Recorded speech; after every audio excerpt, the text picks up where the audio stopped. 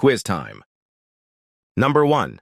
Alin sa mga sumusunod ang pinakamatinding epekto ng patuloy na pag-init ng mundo o global warming? Letter A. Pagbaba ng kalidad ng hangin. B. Pagbabago ng biodiversity. C. Pag-init ng araw. D. Pagtaas ng presyo ng langis. Number 2. Ang greenhouse effect ay bunga ng akumulasyon ng mga sumusunod na gas, maliban sa Letter A. Methane. B. Oxygen. C. Carbon dioxide. D. Nitrous oxide.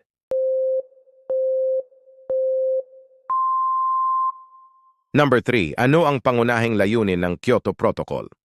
Letter A. Puksain ang paggamit ng armas nuklear. B. Pangalagaan ng mga karagatan. C. Bawasan ang emisyon ng greenhouse gases. D. Ipagbawal ang illegal logging. Number 4. Anong likas na yaman ang non-renewable? Letter A. Tubig. B. Uling or coal. C. Araw. D. Hangin. Number 5.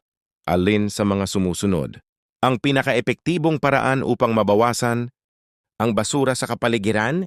Letter A. Pagbili ng mga bagong produkto. B. Paglalagay ng basura sa ilog. C. Paggamit ng plastic bags. D. Reduce, reuse, recycle.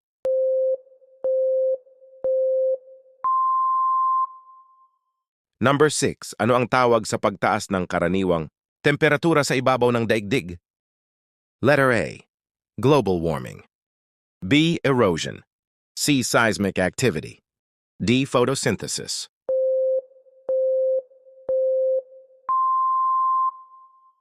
Number 7. Alin ang pangunahing sanhi ng coral bleaching? Letter A. Labis na lamig ng tubig. B. Kawalan ng araw.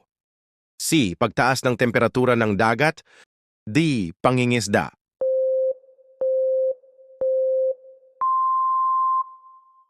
Number 8. Alin sa mga sumusunod ang hindi renewable energy source? Letter A. Solar energy. B. Wind energy. C. Geothermal energy. D. Coal.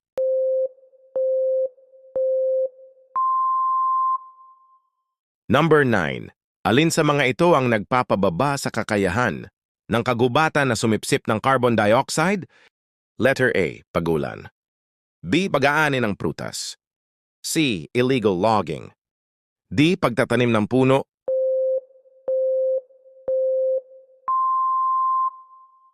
Number 10. Ano ang direktang epekto ng acid rain sa lupa at tubig? Letter A. Nagpapalalim ng ilog. B. Nagpapataas ng nutrients. C. Nagdudulot ng polusyon at pagkamatay ng mga organism.